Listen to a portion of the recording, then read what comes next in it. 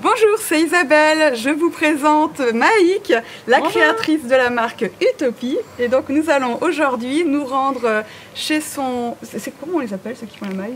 Un tricoteur. Eh bien chez son tricoteur pour la création de son nouveau produit. J'ai demandé à Isabelle de venir avec moi parce qu'on va travailler sur un tout nouveau projet et une toute nouvelle technique inédite dans les écharpes de portage tricotées.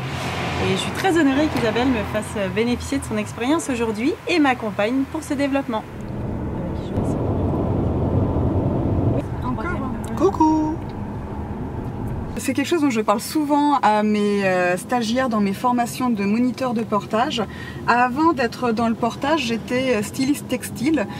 C'était donc mon métier de travailler sur la création des vêtements, mais aussi sur les impressions textiles, les motifs qu'on peut avoir dans un tissu. Et donc, forte de cette expérience, ça fait 10 ans que je travaille avec de nombreux fabricants de porte-bébés en France et à l'étranger. C'est un travail que je fais bénévolement pour me permettre de garder une totale autonomie en fait. Ça me semble difficile d'être payée puisque du coup ça me rendrait peut-être mes services inaccessibles à certains fabricants, notamment débutants. Et je n'ai pas envie de travailler dans une forme d'élitisme,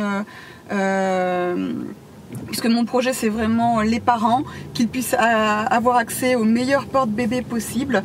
Et donc si mon expérience dans le textile et dans le portage peut rendre service aux fabricants pour qu'ils puissent proposer les meilleurs produits possibles aux parents, j'estime que c'est mon rôle, puisque je porte cette double casquette de styliste textile et de formatrice au portage des bébés. C'est une compétence qui est unique dans le monde de la formation dans le portage. Et donc voilà, c'est pour ça que j'apporte cette expérience-là de façon bénévole. Ça me permet aussi tout simplement de dire aux fabricants que leur porte-bébé n'est pas correct. Pareil, il est difficile quand on est payé par une marque de pouvoir dire quelles sont les choses qui ne vont pas. Là, je garde ma totale autonomie et donc tout simplement ma transparence pour dire ce qui va et ce qui ne va pas. Et donc j'accompagne beaucoup de fabricants dans leurs projets dès les démarrages, comme par exemple avec Maïk aujourd'hui.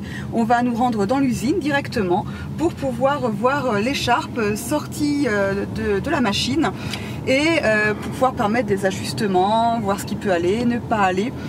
Ça permet du coup aux fabricants d'avoir tout de suite les conseils.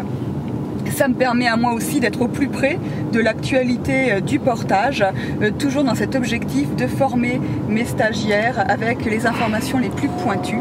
Et il me semble que quand on a la volonté de travailler dans le portage, il n'y a pas que la formation qui est importante, il y a le travail avec les fabricants, le travail auprès des parents. C'est pour ça que je reste monitrice de portage avant tout. Et puis voilà, on va voir un petit peu avec Maïk la création de son écharpe. Allez, c'est parti!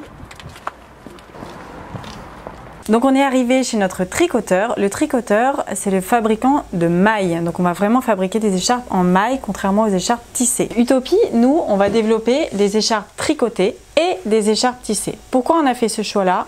Parce que de mon expérience de monitrice de portage, il est vraiment fondamental que les parents aient le choix dans leur type de produit. Donc ça veut dire qu'un parent qui adhérera à notre univers esthétique et à notre univers de façon plus globale, il pourra avoir le choix entre ces deux produits. Soit il va opter pour une écharpe tricotée, soit il va opter pour une écharpe tissée. Aujourd'hui, on est chez notre tricoteur. Les écharpes tricotées, c'est donc les écharpes qui ont généralement de l'élastane. Elles peuvent être avec ou sans élastane. Les nôtres seront avec élastane. On va employer une technique tout à fait inédite dans le milieu du portage pour ces écharpes tricotées. On va faire un jacquard tricoté. Aujourd'hui, on voit beaucoup d'écharpes en jacquard sur les écharpes tissées, pas sur les écharpes tricotées. Donc c'est quelque chose de tout à fait inédit. Donc pour être tout à fait honnête avec vous, on n'a aucune idée de ce qui va sortir de la machine aujourd'hui parce que c'est quelque chose qu'on n'a encore jamais vu. C'est pour ça que j'ai demandé à Isabelle de nous accompagner aujourd'hui pour vraiment pouvoir bénéficier de son expérience dès le développement du projet. Et alors ce qui va vraiment être génial aujourd'hui, c'est que tout va se faire en direct. On va travailler avec la styliste, le responsable production et Isabelle. On va sortir un premier jet du produit, on va analyser le produit, on va intégrer quelques modifications au niveau des coloris, au niveau de l'élastane, au niveau de l'armurage. Voilà, on va faire ces adaptations en direct et on va recommencer le prototypage encore et encore et encore jusqu'à ce qu'on arrive à un produit optimal en termes de portage. Et avec Isabelle, on a amené 2 poupons. On va pouvoir tester les produits en direct et quand on repartira avec nos produits, on sera sûr qu'ils conviendront en termes de portage. Parce que c'est l'expérience que les fabricants n'ont pas. Eux, ils ont l'expérience technique du textile et nous, il est vraiment très important qu'on apporte dès le prototypage cette expérience du portage. Je tiens à remercier chaleureusement Maïk, puisque là on est quand même dans le secret de fabrication. C'est extrêmement rare, voire ça n'arrive jamais, qu'un fabricant nous autorise à le suivre comme ça de façon visible, tout simplement pour le public. Je sais que Maïk, elle a à cœur de faire un projet qui est au plus près des parents, et donc c'est aussi rassurant pour les parents de voir comment est fabriquée une écharpe de portage. Et donc voilà, grâce à elle, vous allez pouvoir voir tout simplement comment est fabriquée une écharpe de portage en maille. Donc merci Maïk pour cette confiance. Avec plaisir, merci et à toi. pour ce travail. Donc là, c'est vraiment sur le fonctionnement de l'écharpe et sur la construction du motif. Vu qu'on l'a construit porté, chaque dessin se fait écho. J'ai fait le choix de faire apparaître le côté végétal dans le dos. Par contre, le placement des motifs fait que, en écho à ce que j'ai mis dans mon dos, on a vraiment le cercle qui vient se placer sur le centre du porteur. Donc voilà, c'est vraiment essayer de travailler sur différents placements. J'aurais pu faire le choix d'avoir les hirondelles dans le dos. J'aurais pu faire le choix de faire passer l'autre pan de tissu par-dessus. Et dans ces cas-là, j'aurais eu vraiment le cercle dans le dos et le cercle devant.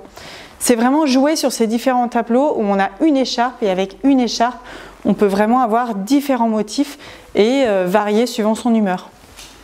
Différentes histoires. Différentes histoires, exactement. Et sur chaque motif, il y a une histoire associée. Oui, je suis très contente parce qu'on avait un double objectif avec ce prototypage. Le premier, c'est que l'écharpe, elle a été conçue portée, elle a été dessinée portée, donc on voulait vraiment avoir ce fonctionnement de différents tableaux pour qu'on puisse choisir un coup d'avoir le cercle, les rondelles, un côté un peu plus végétal. Donc le deuxième objectif qu'on avait, c'était vraiment de créer une écharpe hybride entre la tissée et la tricotée.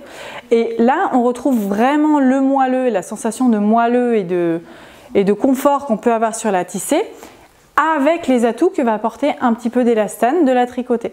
Donc on est vraiment sur un mélange des deux, c'est très nouveau comme sensation, donc c'est vraiment quelque chose qui était important pour moi, c'est d'apporter quelque chose de nouveau, et sur ce point-là, l'objectif est atteint.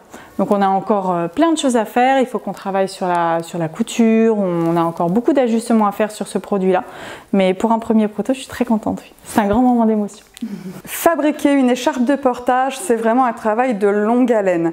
Entre le démarrage, l'idée de base, une idée de motif et la réalisation et la possibilité que cette écharpe puisse porter un bébé de façon physiologique, souvent c'est un grand écart total et c'est un travail qui peut durer plusieurs mois, voire plusieurs années.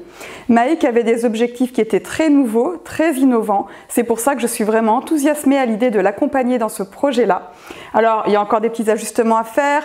Le travail maintenant, c'est de voir d'un point de vue technique en quoi cette écharpe va apporter un plus d'un point de vue physiologique. Mais je trouve qu'il y a déjà pas mal de choses prometteuses.